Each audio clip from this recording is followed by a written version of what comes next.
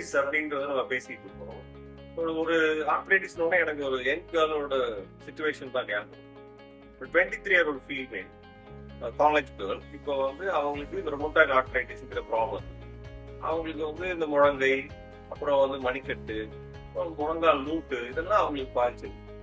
ரொம்ப பாவமாவே இருக்கு. லைக் ஒரு வருஷ காலமாவே அவங்க காலேஜுக்கு பாத்தீங்கன்னா டெய்லியுமே அவங்க ஒரு வீல் சேர்ல கூட்டிட்டு போயிட்டு அவங்கள டெய்லி அவங்க அப்பா தான் வந்து காலேஜ்ல கிளாஸ்ல உட்கார வச்சு திருப்பி கூட்டிட்டு வந்துருக்காங்க. அந்த அளவுக்கு அந்த மூட்டுகள் வந்து ரொம்ப ஒரு இறுகிய நிலையில மடங்கின நிலையில இருந்துச்சு. அவங்க காலில் நிற்கும் போது பாத்தீங்கன்னா ஒரு கால் மேல தூக்கியே கால் கீழே வந்து மூட முடியாது. அந்த அளவுக்கு மடங்கிடுது. ஏன் அப்படி ஆயிடுச்சு அப்படின்னு நம்ம கேட்கும்போது பாத்தீங்கன்னா அவங்க ருமட்டாய்டு ஆர்த்ரைட்டிஸ்ங்கிறது வந்து ஒரு 16 வயசுல அவங்களுக்கு கண்டுபிடிச்சிருக்காங்க. பட் அவங்களுக்கு வந்து முறையான வைத்தியம் எடுத்துக்க முடியல. மாடர்ன் மெடிசன்ல பாத்தீங்கன்னா அருமையான மெடிசன்லாம் இருக்கு. பட் இருந்தாலும் அவங்க அந்த மெடிசனை ஏதோ ஒரு காரணத்தினால ஃபாலோ பண்ண முடியாம ஆல்டர்னேட்டிவ் மெடிசன் தெரப்பிக்கு போயிட்டாங்க. சில சமயம் மாறாங்க மசாஜுக்கு போயிடுறாங்க. இது ஒரு ஆயில் மசாஜ்னு சொல்றாங்க.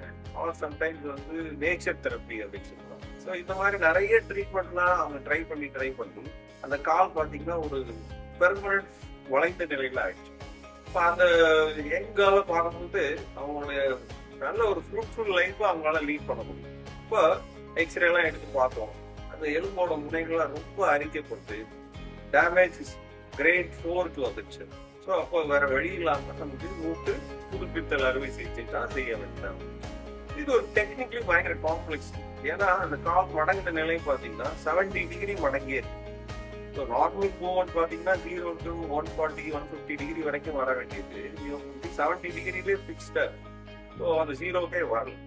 ஸோ அதை வந்து நம்ம காலை திருப்பி நேரம் ஆக்கணும் அப்படின்னு பார்த்தீங்கன்னா அப்போ உடனே ஸ்ட்ரெச் பண்ணி ஃபாஸ்டா நம்ம பண்ணிட்டோம்னா காலுக்கு பாதத்துக்கு போகக்கூடிய ரத்த குழாய் நரம்பு இதெல்லாம் சேதமாயிடும். ஸோ அப்போ ரொம்ப கேர்ஃபுல்லா பண்ண வேண்டிய ஒரு சர்ஜரி ஆகும். அது யங் கேர்ள்ங்கிறதுனால அந்த ஜாயிண்ட்டை பெர்ஃபெக்டா பொறுத்தினாதான் அடுத்த ஒரு 20-25 வருஷத்துக்கு அது நல்லா வேலை செய்யும். இப்போ அப்போதான் ரோபோட்டிக் டெக்னாலஜியை என்னால் அதை யூஸ் பண்ண முடியுது. அந்த ஜாயிண்ட்டுகளை மிதமா ரொம்ப ரொம்ப கேர்ஃபுல்லா அதை ஃப்ரெஷன் பண்ணி அந்த ஜாயிண்ட்டை போத்தி இப்போ அந்த காலை நம்ம நேராக்கி அந்த ஆச்சரியத்துக்கு பார்த்தீங்கன்னா அந்த பேஷண்ட் அடுத்த ஒரு 8 ஹவர்ஸ்லேயே எழுந்து நிற்க ஆரம்பிச்சிட்டாங்க. ஸோ அந்த ஹாப்பினஸ் அவங்க பார்க்கும்போது we also felt very happy. Now she started going forward.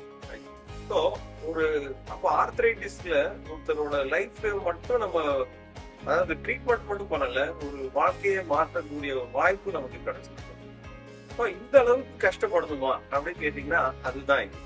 So மக்கள் இன்னும் அந்த அவேர்னஸ் நம்ம ஏர்லியரா எடுத்து மாடர்ன் மெடிசனை பிலீவ் பண்ணா அவங்களுக்கு இவ்வளவு காம்ப்ளிகேஷன் வர வேண்டிய அவசியம் இல்லை அப்படிங்கிறது என்னோட கருத்து.